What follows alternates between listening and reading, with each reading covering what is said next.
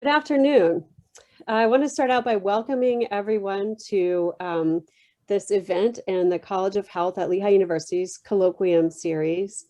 We're so glad that you joined us today, and we know we have with us today students from Lehigh University, faculty, staff, alumni, friends of Lehigh University broadly, as well as our UN partnership collaborators and members of the Medical Women's International Association.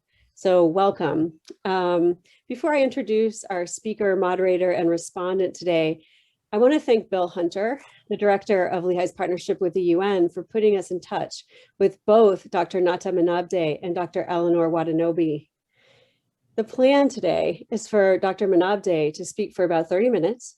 And then after Dr. Menabde's talk, my colleague, Professor Ed Gomez, who's a scholar of the politics of global health, will facilitate a Q&A session. We invite you to post questions in the Q&A at any point during the colloquium. We'll conclude with a short response and vote of thanks from Dr. Eleanor Watanabe. Our speaker today, Dr. Menabde, has served as the executive director of the World Health Organization at the United Nations, New York, since 2015. In this role, she promotes WHO's engagement with the United Nations system and a broad range of stakeholders to anchor health to the 2030 Agenda for Sustainable Development. Prior to this role, Dr. Menabde was head of mission and WHO representative to India, leading a large team with thousands of dedicated professionals in over 250 offices across the country. Most notably, her tenure saw one of the biggest achievements in public health, a polio-free India.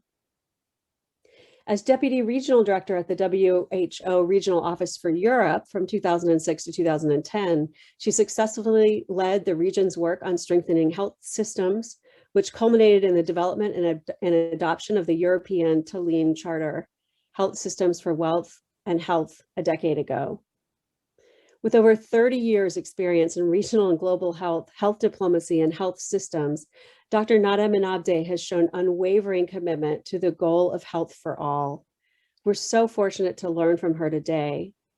I'm going to go ahead and introduce our respondent as well so that we can just let things flow once we get started. So Dr. Eleanor Watanabe, who will be offering a response and a vote of thanks today, is president of the Medical Women's International Association. Dr. Watanabe holds an MD and a master's degree in human rights and democratization. She's the founding co-chair of the steering committee of the Every Woman Treaty and a co-country representative for the Working Group on Women, Youth, Peace, and Security with the UNOWAS. She has served as an advisor to the World Bank and the Global Fund for Women, among many other global health contributions. I wish I had time to say more about Dr. Watanabe, but we should get started. So I'd like to officially announce Dr. Menabde, whose topic today is A Global Perspective, Advancing Health Outcomes Across the World. Thank you. Thank you for this introduction, and hello to everyone who is joining us on today's talk. I'm very much looking forward to sharing with you some of our vision and our work to advance global health, but also, and more importantly, to hear your feedback and your questions, because that's something which helps us to shape also our work. But my today's talk is not going to be just about the World Health Organization talk, which I represent, obviously, but it's about overall global challenges that have to be met by the collective effort. And that's what I'm going to try to focus on my speech today. Let me start by sharing a screen for today's presentation, because I would like to share with you some of the numbers and developments which my team helped me to put together. So I'll start by, oh, it doesn't move, unfortunately, not controlled. Just 1 second. I want to change slide and okay, now it does. So let me start by saying a few words about WHO. I'm sure everybody has heard more than enough times about WHO and its work, but still, this is an institution which has been established in 1948 on 7th of April by only 61 member states at the time. Now we are 194 member states, and we are headquartered in Geneva. We have 6 regional offices and 150 offices in our member states. And we are altogether some 8,000 and a little above staff members of the organization. And we are covering the whole world almost. Our major focus of work is actually around attainment by all people of the highest possible level of health. And that's for every human being without distinction of race, religion, political belief, economic or social condition. And we strongly believe that health for all people is a fundamental for peace and security in the world, as we see every day almost by the developments all over the world. But we also see that unequal development and unequal access to health care is also a very common danger which destabilizes our world, and we need to do everything possible to reduce that. But we also believe that governments have a huge responsibility for health of their peoples. WHO does not carry as such this responsibility, but we help governments to exercise their duties and duty of care in particular. At this point in time, we have in our general program of work 3 major objectives, 3 major goals. One is around universal health coverage, to have 1 billion more people with health coverage by 2023, which is now a little bit extended to 25. And 1 billion of people to have improved health. It's about building healthier population, and 1 more billion of people to be safer from health emergencies. Obviously, these 3 billion goals are interconnected, and we have some overlap here, but nonetheless, this is a very clear goal, and we are doing everything we can to advance that work. Now, I wanted to talk a little bit with you about the challenges that we are facing as a world these days. There is a lot that is happening in terms of demography and in terms of epidemiologic changes in the world, and also in terms of climate change and conflicts and other things. And that world is changing, but it also changes the health systems. The health sector is being transformed and getting better equipped for demographic changes, mobility of population, emerging threats like the antimicrobial resistance and climate change, and that requires a very multi-sectorial response. We used to deal with communicable diseases as the main health challenges, such as smallpox, polio, malaria, but these days the world has shifted to non-communicable diseases, which I also illustrate in the next slide. We see more of cardiovascular diseases, diabetes, cancer, chronic respiratory diseases, obesity, and so on. Non-communicable diseases in the year 2008 was 63% of all global deaths, and it is increasing, and now it's around 70%. So I think this trend is very dangerous, and obviously people's lifestyles also changes, and that also affects the profile of non-communicable diseases. Science has made people live much longer, and the proportion of aging population is increasing. And as they are not earning income, meaning less taxes are being collected to fund health sector, that's another big challenge in the world. Most of the people now, or half of the people in the world, live in cities and urban areas.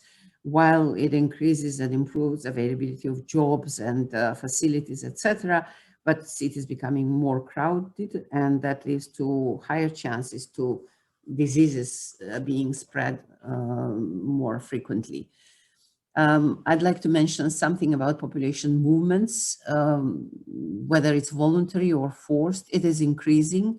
Migrant workers, their families, internally displaced people, refugees, they are not always adequately having access to their health needs, and they're more vulnerable and exposed to health risks and stress arising from this displacement and insertion into new environments.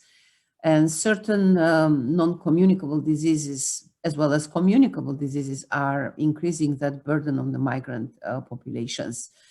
So in addition, of course, we are facing natural disasters, man-made disasters, civil unrest, wars, which cause people being evicted from their homes, living in tents with poor hygiene, without access to health services, of course. And that requires really new tools to be developed to address those increasing needs.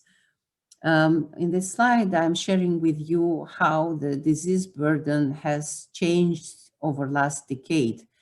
And you'll see that we are having some improvements on the lower respiratory infections or neonatal conditions, diarrheal diseases, but we see a huge increase on heart diseases, stroke,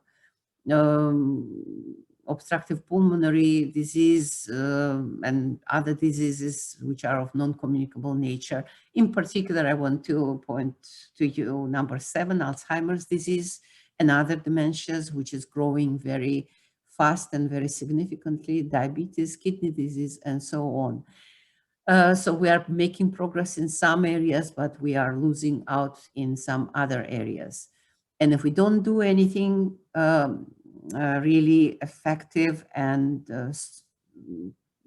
kind of impactful, then we are going to see the increase will continue. And by 2030, this is a profile of diseases which is anticipated.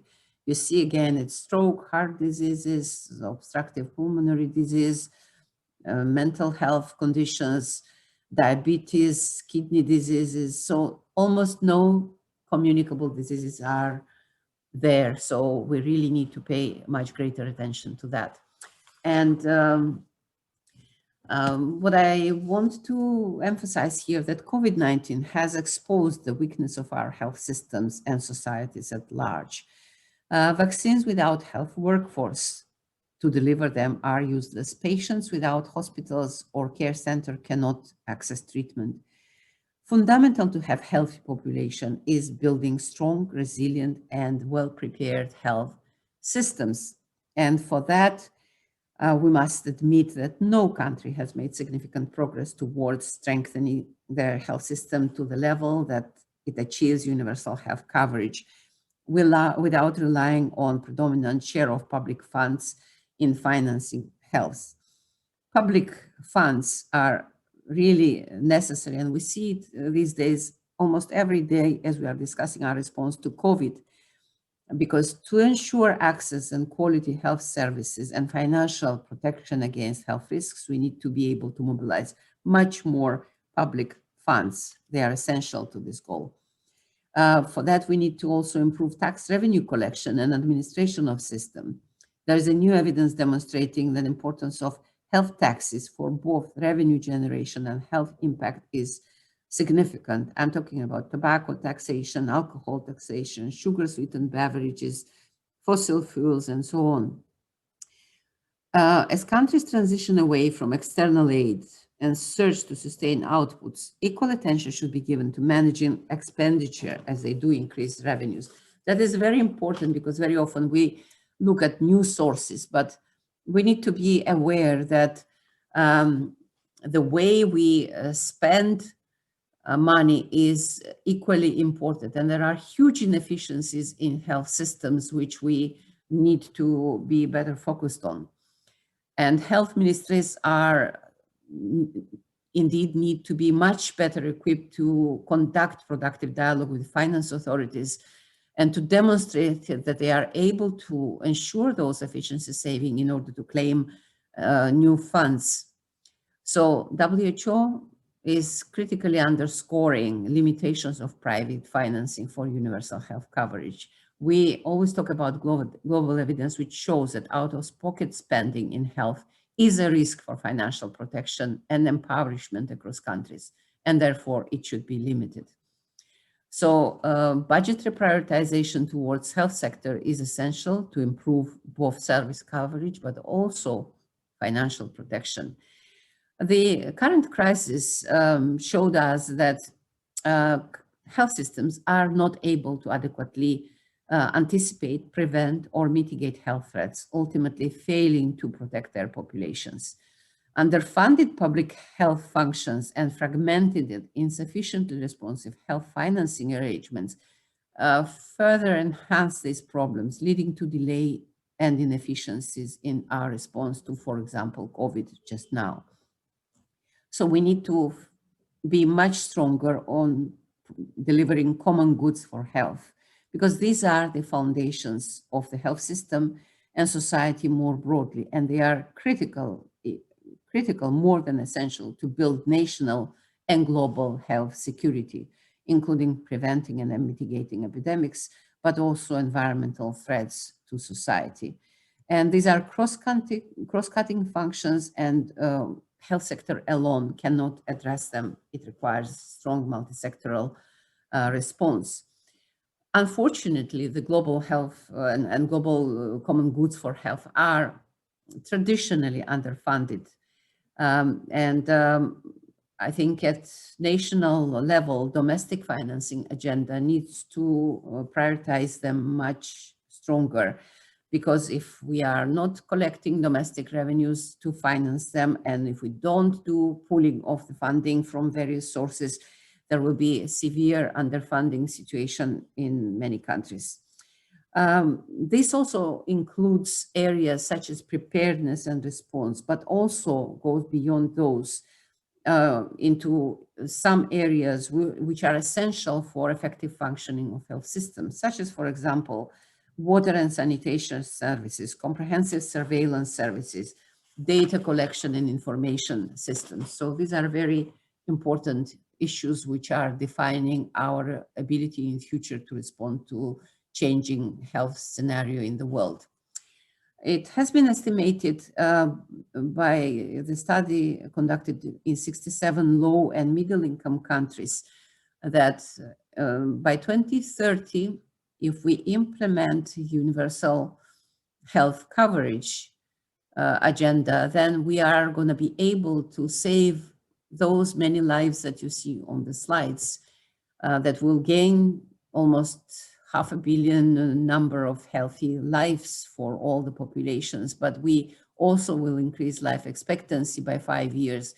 We'll be able to avert 41 million child deaths and so on. So these investments are very clearly linked to real life-saving opportunities for the world.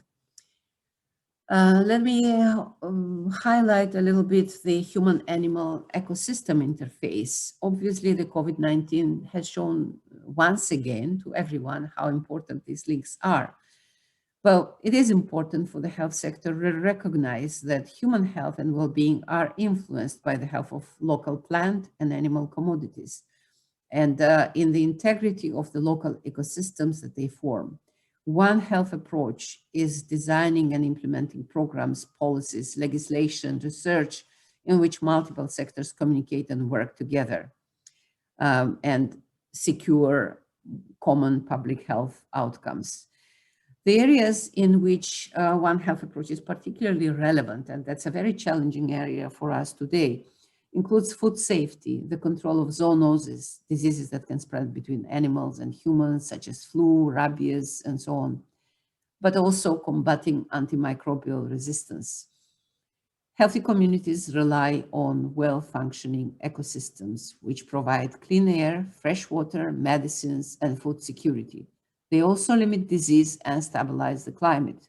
But biodiversity loss is happening at unprecedented rates, impacting human health worldwide.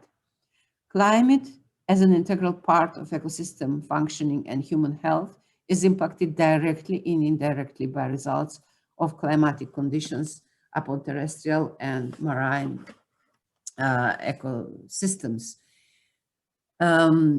So antimicrobial resistance is something which is very much influencing ability of health sector to respond and prevent various epidemics. Many of you would know surely that antimicrobial resistance occurs when bacteria, viruses, fungi, and parasites change over time and are no longer responding to medicines, which makes infections harder to treat. The antimicrobial resistance, which we are currently facing, has been accelerated by inappropriate use of antimicrobials in humans, animals, and plants, and also inadequate sanitation, hygiene, and infection prevention measures in food productions, community, and healthcare settings. The rate is rising, and this is making infections in humans, animals, and plants harder to treat and threatening recent gains in key areas of global health, food security, economic growth, and development. This means that resistant pathogens can become a superbug and spread globally. Those infections that are becoming hard to treat, they threaten also global health security. And we have many gains in infection control treatments, but it is increasingly hard to treat even those known infections. And it's difficult to get into safe modality of doing interventions, which our technologies allow us today, such as, for example, hip transplant. We can do this surgery, but we can increasingly have difficulties in protecting people from getting infected because antibiotics don't work.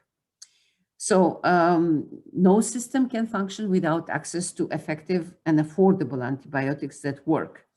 And because the pipeline of development of new classes of antibiotic is almost empty, antimicrobial resistance makes attainment of universal health coverage more challenging because it increases healthcare costs. Medicines will cost more, treatments will take longer, and cure will be less certain. Mental health is one of those non-communicable diseases which I wanted to highlight in this talk to you today, because we cannot achieve global development goals without having health goals achieved. And depression, for example, which is one of the leading causes of disability, and suicide, which is the second leading cause of death among 15 to 29 years old, is really an obstacle to achieving those goals. People with severe mental conditions die prematurely, 2 decades early, due to preventable physical conditions. So WHO's mental health activities cover normative and country support activities, and we have launched special initiative for mental health to achieve highest standards of mental health and well-being. And there are a number of initiatives globally beyond WHO as well, which emphasize importance of targeting mental health in the years to come if we want to achieve global health, but also development objectives. We need to provide comprehensive, integrative, and responsive mental health and social care services in community-based settings. And to implement these strategies, we need also to focus on promotion and prevention of mental health. We also need to have much stronger information system, evidence, and research for mental health. And let me tell you that in the low and even middle income countries, you have so much different situation in terms of access to mental health services, and that inequity also needs to be addressed.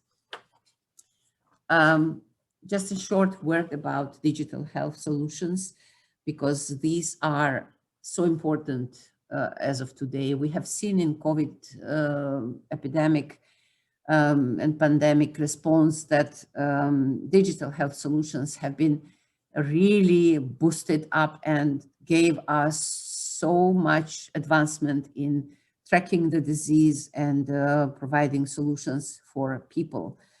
To leverage from those opportunities that technologies can provide, we in WHO do have a global strategy on digital health for the next 5 years. And the objectives of this strategy is to strengthen health system through application of digital health and technologies for consumers, health professionals, healthcare providers, and industry towards empowering patient, achieving a vision of health for all. This is to be implemented, of course, by the member states, countries themselves, but it also includes countries that have limited access to digital technologies today and to goods and services. And in this context, we need to tackle the inequity in terms of access to those solutions because this is huge gap still. Even a simple thing like access to internet is a very good indicator how inequitable this access can be. I will now move to next one, just to mention a word about WHO Academy as a one solution that we have provided to lifelong learning in health and engagement of youth. Youth has never been too actively involved in the regulatory and normative work, and we are increasingly seeing that their engagement is critical. Adult learning is advancing quite well, and we have new tools and methods to ensure lifelong learning at a much bigger scale. But WHO also has developed a center for delivering advanced digital and classroom training for health workers and others around the world. And to be launched in May 21, in Lyon, in France, WHO Academy will be globally accessible school for the future, combining the latest technologies in digital and remote learning with advancements in adult learning science. We offer innovative, personalized, and multilingual training that meets priority needs. But we also want to listen to the young people and learn from them. This has become much clearer than before during the global COVID-19 pandemic that is having such an impact on young people's lives. WHO launched Youth Council that aims to provide advice on key health and development issues that affect young people. So WHO's youth engagement strategy creates opportunities to bring young people around the table and include them into development of our strategies in various areas. Health emergencies, big area of work for WHO. Outbreaks of infectious diseases, disasters, and conflict have reinforced the reality that the world remains vulnerable to health emergencies, and they have global impact. There is a significant gap which remains in the capacity of many countries to manage all hazard health emergencies and disaster risk. This means that WHO's role as a convener and lead to coordinate and ensure swift response in international cooperation becomes even more critical than ever.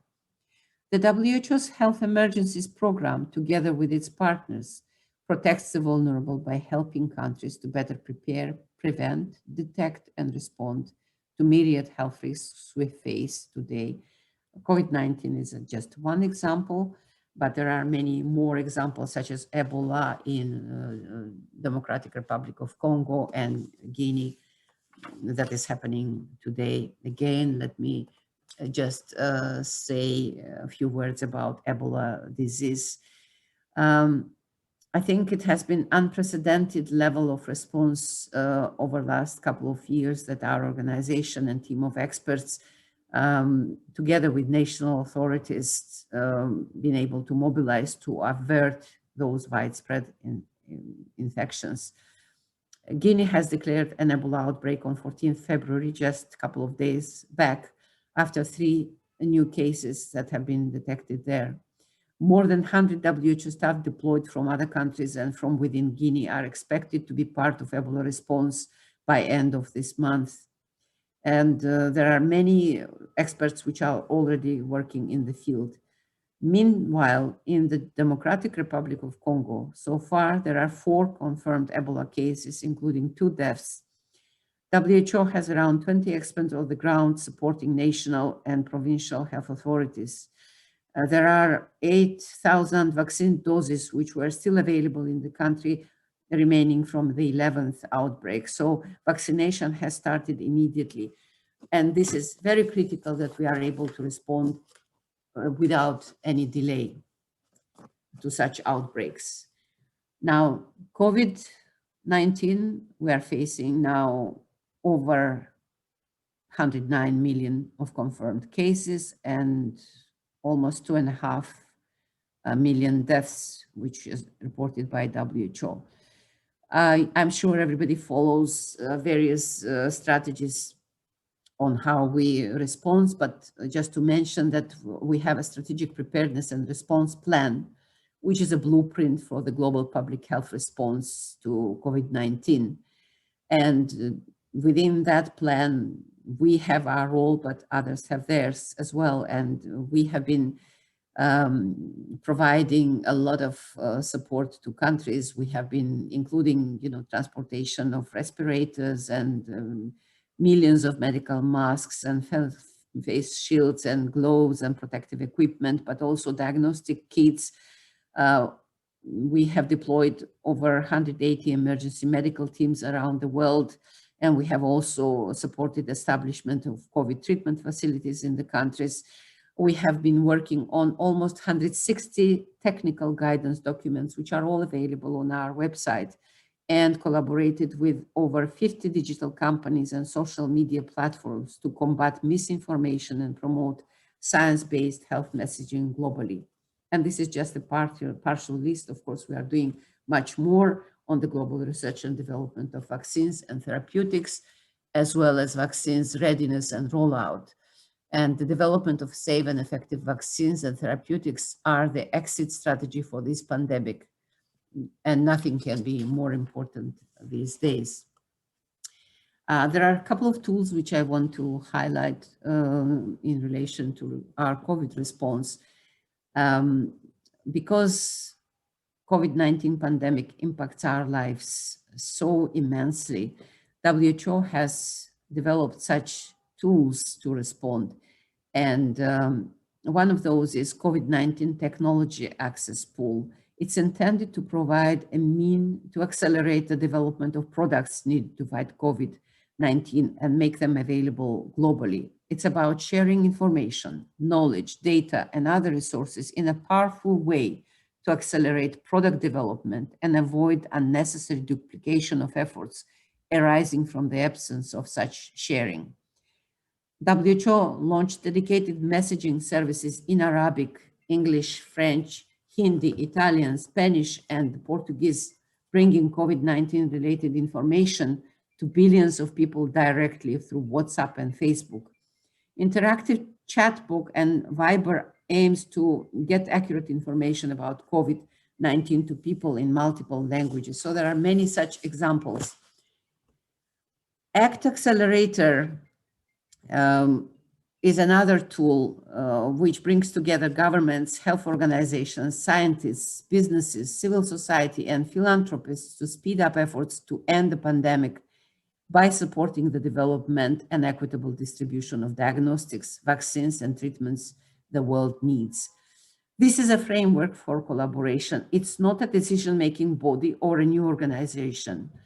It was launched in April 2020, but it looks at all sorts of available tools which can be brought to the market faster than they would have been brought otherwise without this collaboration. And COVAX, which many of you surely would have heard, is one pillar. It's a vaccine pillar of Accelerator, and it's led by Gavi, the Global Alliance for Vaccines and Immunization, the Coalition for Epidemic Preparedness Innovations, CEPI, and WHO. And it aims to accelerate the development and manufacturing of COVID-19 vaccines and to guarantee fair and equitable access for every country in the world. At the moment, campaign started in 55 high-income countries, 16 upper middle-income countries, 11 low middle-income countries, and 1 low-income countries. We have mostly the vaccines which are currently administered. It's Pfizer BioNTech vaccine, 59 economies using it, followed by Oxford AstraZeneca vaccine, 39 economies are using that. Moderna vaccine, 27 economies are using that. Sinopharm is used in 10 economies, and Gamaleya vaccine is used in 10 economies. So world is slowly catching up on that. In light of all the above, let me conclude my speech by highlighting some of the WHO priorities for 2021, because all what is happening now in the world obviously is reflected in the way we address our priorities. And maybe we can discuss and brainstorm around that in the discussion part of this session. We will, of course, continue to battle COVID-19, but also look at repair and reinforce how the health system can recover to address the key societal and environmental issues that result in some sections of the population suffering so much more than others. WHO will work to help countries strengthen preparedness for pandemics and other emergencies, but also will strive to bring together work in solidarity, involving the whole government approach, not just health sector approach. We'll support countries to build strong health system and healthy population by leveraging on strategic partnerships. And we will try to build global health emergencies workforce to expand and to train and standardize high quality public health and medical assistance. We will work across the pillars of ACT accelerators, which I just mentioned prior to this, and achieving equitable access to safe and effective vaccines, tests, and treatments, and to ensure that health systems are strong enough to deliver them will be one of our key priorities. We are also establishing Biobank, a global agreed system for sharing pathogen materials and clinical samples to facilitate the rapid development of safe and effective vaccines and medicines. This year, 2021, is a year of healthcare worker, and we will be running a campaign to support this goal, because we will not be able to deliver essential health services without global health workforce being adequately matched. We will also work on health inequities related to income, gender, ethnicity, living in more remote areas and disadvantaged urban areas, education, occupation, and disability. And we will focus on equitable access to quality health services and continuum of health care for those people. We will work with partners to implement new 10-year roadmap for neglected tropical diseases with its global targets and milestones to prevent, control, eliminate, and eradicate 20 neglected tropical diseases. And will intensify efforts to end AIDS, tuberculosis, and malaria, and to eliminate viral hepatitis by 2030. We also devastating impact of pandemic on the resulting lockdowns on economic situation in the countries. It created huge fear and uncertainty on people's mental health and world over. WHO will support efforts to expand services for community-based mental health care and to people living in conflict or disaster-affected areas. Those are disproportionately affected with mental health illnesses. And so we are looking for building better, greener, and healthier world. We have issued a manifesto for a healthy recovery from COVID-19, and it has a goal of addressing climate change and health, reducing air pollution and improving air quality, and that will play a major role in the years to come. A conference in June 2021 will focus on supporting health in small island developing states. These are, again, disproportionately affected by many things, but by COVID-19 in particular. And in the meantime, we will take forward recommendations of 2020 WHO UNICEF Lancet Commission to assure healthier planet for our children and continue our work to improve nutrition and food systems worldwide, including through Global Strategy on Food Safety and the United Nations Secretary General's Food System Summit in September this year.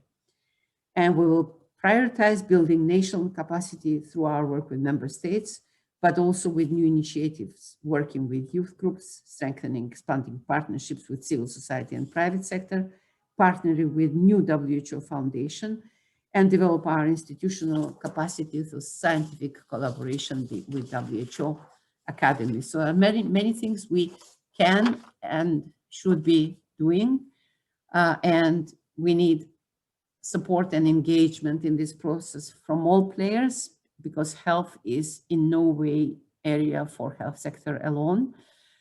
And therefore we are trying to engage through our campaigns as many supporters as possible.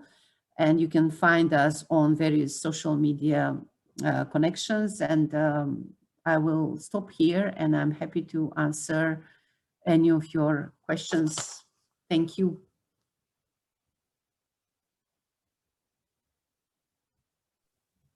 Wonderful.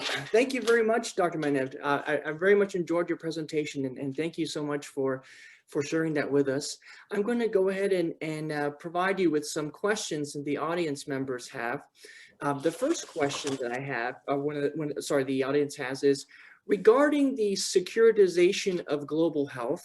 Can you please discuss how the WHO has responded and is managing the relationship between global priorities versus national interests? Yeah, you want me to take several questions or just one by one? Go ahead.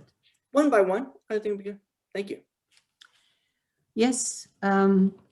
Well, I'd say that global priorities are formed on the basis of national situations, because we can only reflect in global priorities what is happening in majority of the countries. So indeed, there will be still difference. Not all the global priorities will be relevant for all settings and all countries.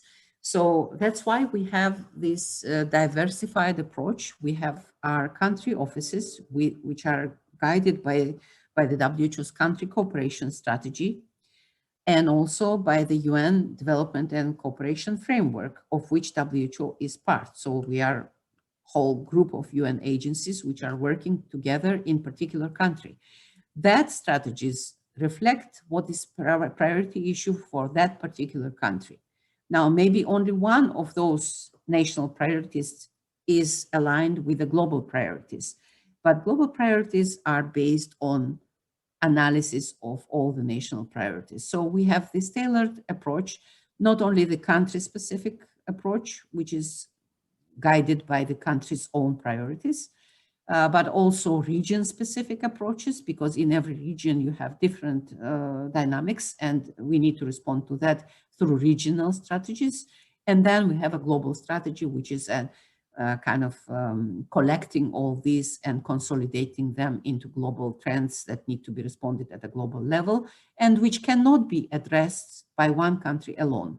There are many issues which countries cannot do alone. So for that, you need collaboration. And that's where the global priorities lie. Wonderful. Thank you so much. The next question is, do you believe COVID-19 will end soon? With proper care and resources, will it be gone by this summer, or at least handled properly? This pandemic is not going to be gone very soon. Certainly this summer is a very optimistic expectation. It will not be gone. By end of this year, our ambition is to immunize 20% of the world's population, which is still not enough to create herd immunity globally. So we need to focus on this immediate goal to cover and protect vulnerable populations all over the countries, which includes also healthcare workers, but includes elderly and sick people and so on. But this is not going to be enough. We will have to continue to focus on development of new vaccines, to scale up of production of the vaccines which have gone through regulatory approval by the stringent regulatory authorities and the WHO's mechanisms. We will have to continue to make sure that vaccines are not just available for richer countries, but they are evenly distributed across the world, and that is not a simple task. So that task will continue this year and also next year. So I would say we will have, vaccines will not end the pandemic as soon as we expect. So we need to continue wear masks, to be socially distanced, and remember that the more spreading of the virus will occur, the more mutations will take place, and the more different strains of the virus will come. And we don't know how many of this will come and what kind of characteristics they will carry. So it's our collective objective to do everything we can to stop spread of the virus. And for that, we need to make vaccines available, make people trust vaccines and get vaccinated, get new tools, get better diagnostic tools, rapid diagnostic tests available for everybody, and continue on all the fronts fighting this pandemic. But it's not going to end up this summer. That I can assure those who ask this question. Wonderful. Thank you very much. And relatedly, you mentioned that 10 countries have administered 84% of the 173 million doses of the COVID-19 vaccine so far. How will the WHO work for a more equitable distribution of the vaccine? I mentioned already one of the tools that we have, which is a very, very important and new tool, which is COVAX, which is one of the pillars of Accelerator initiative. Through this collaboration, we have been able to secure contracts for vaccines and make them available for distribution through the COVAX facility. And that's a very important initiative because we are getting commitment from the manufacturers to provide doses of vaccine to this facility. 190 countries have joined the COVAX facility. So it's majority of the countries in the world. And we are already starting distribution of the first doses of vaccines this month and the next month as well. And we will be scaling up this in the months to come. So one of the challenges here is that, of course, the high income countries whose responsibility to protect their populations is more than respected, but they have secured and contracted manufacturers for the doses which are enough or provide good protection for the populations of their countries. Now, that means that given the limited supply of vaccines, those vaccines will not be available for the others. So WHO's COVAX initiative is trying to counterbalance that. But we need to have this value equally accepted by all countries. So we are promoting that richer countries share doses which they don't need for their populations, and they are distributing it to those countries that are in need.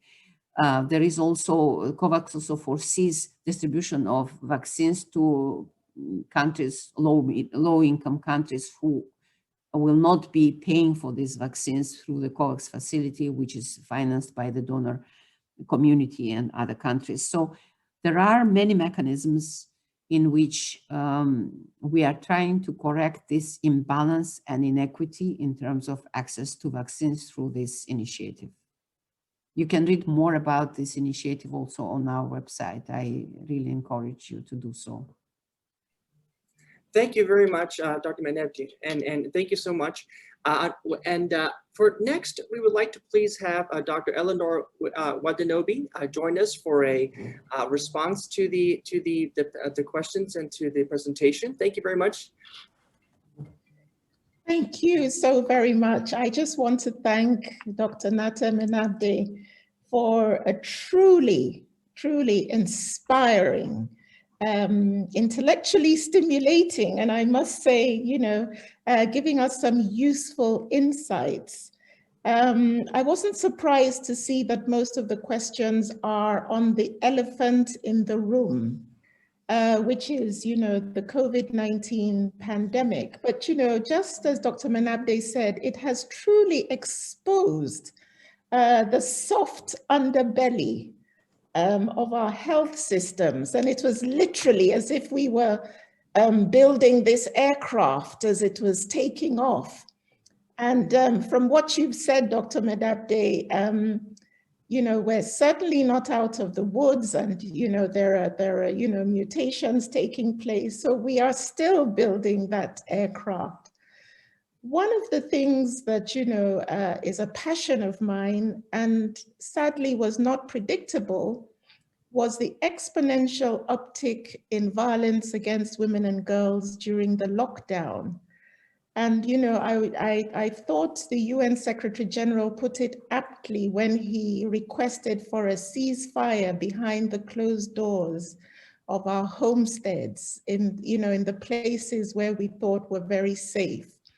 And, just to say that, yes, there is a movement now for a global treaty to end this very preventable pandemic that occurred within the pandemic. But you see, out of every crisis, within crises, there are huge opportunities. And, there's been an unprecedented, new levels of ingenuity, especially with the virtual world that we are all, living in now. I found it so funny to see my 4-year-old granddaughters in their Zoom class. And I thought, but I was saying to a group of people today, I have never respected teachers more. Parents all over the world are realizing, how wonderful teachers are. But you see, going back to what you've said, Dr. Menabde, it's got to be a whole of society and a whole of government approach as we, seek to reap the dividends of good health. It's no longer a cliche that health is wealth. Unless we are healthy, and you have so, appropriately outlined the different, deleterious effects of, climate change, etc., and how it has to be, a whole of government, whole of society approach. It has to be, pooled resources. And we really also need to look more at the private sector. But in the same way that the world is looking at the different supremacies, we must not let vaccine supremacy or inequality again be a huge issue. So I'm glad that, there are several, there are several initiatives in place to avoid that. But already, the signs are such that there's a lot of catching up to do for that equality to exist, so that we will not have the kind of vaccine supremacy that we're already seeing and the politicization. As I round up, yes, the Director General has said we need to build back better. And we need to look at institutions that have shown such resilience already and look to them as we talk about the new normal. And one of the institutions that I have studied very closely is the resilience of women as managers, even those in unpaid care work, and how they have coped long before the entry of the pandemic. Lastly, I cannot be on a platform like this and not talk about preferred partners. So as the international head of the Medical Women's International Association, I would love to see you reaching out to organizations like the Medical Women's International Association, female physicians, surgeons, researchers all over the world who can work with WHO in looking at all the different, health issues. And when COVID-19 is long gone, there will be scars that cannot be seen. And I'm glad that you've prioritized mental health, because the mental health of people of all ages have been affected by this elephant in the room. It's left for me to thank the Lehigh University. It's left for me to thank again Dr. Menabde, Dr. Beth Dolan. Thank you so much, Professor Ed Gomez, for how you have anchored this program. Dr. Bill Hunter, yes, who leads his students to the UN and is a great connector of persons. And there are those who've been working behind the scenes, like Nate and Jean. And we can't have a colloquium like this without our wonderful, wonderful attendees and participants. Sorry to those who had issues signing in. Thank you for listening with rapt attention. And for those whose questions are yet to be answered, I'll turn over to Professor Ed Gomez to see how we can continue this conversation. All the very best. Thank you so much. Thank you very much for that. Thank you so much, Dr. Menabde. Thank you so much for that. It's such an honor for you to join us in a wonderful discussion. And certainly, I will certainly work with Dean Dolan in following up for future activities. Thank you. And I'll turn it back to Dean Dolan. I just want to offer, I know we're at time, I want to offer a final thank you to our speakers. Dr. Menabde, it's very clear how very much you have on your shoulders right now. And we want to thank you for taking the time to educate us about where we stand as a planet, as the globe, in terms of our health and the work that needs to be done. I also want to thank Dr. Watanabe for her really thoughtful response and the particular focus on women's role in these times. So thank you both. I wish we had more time, but I'm so grateful for the time you've shared with us. Thank you so much. Goodbye to everybody in the audience. Bye-bye. Hope you'll join us again. Thank you. Thank you for the opportunity and for everyone who listened to us today. Bye. Thank you. Thank you very much. Thank you. Thank you. Bye-bye.